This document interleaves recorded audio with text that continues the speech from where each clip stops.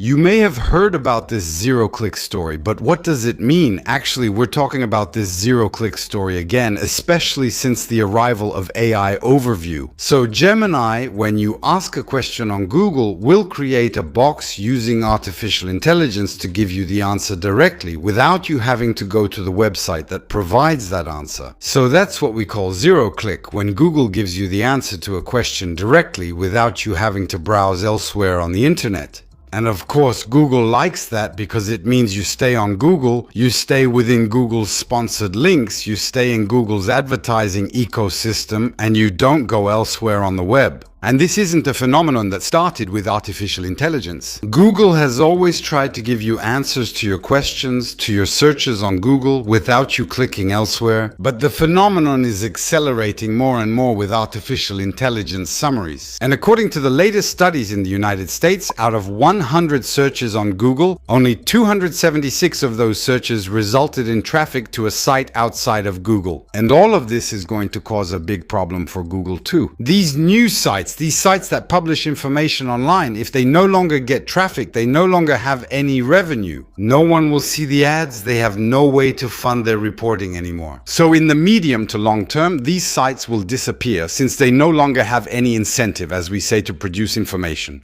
And as a result, Google will find itself facing a problem. If all the sites it uses to train its artificial intelligence to give you answers no longer exist, it will generate the answers. How will Google be forced to create external sites with artificial intelligence to feed its own artificial intelligence? You find that absurd, and yet that's kind of what's starting to happen. I'll talk to you next time about the dead internet theory. But to be more concrete, today, Google risks facing a problem. The whole free information ecosystem on the internet relies on the advertising market and therefore on the traffic generated by search engines. If Google kills this traffic on the internet, it will kill the free internet, but they also know very well that it's like shooting themselves in the foot. So, in the future, will we see Google start directly paying websites so they can continue to exist? And I'm talking about websites, but it's the same with videos. For now, we get paid for the videos we put on YouTube.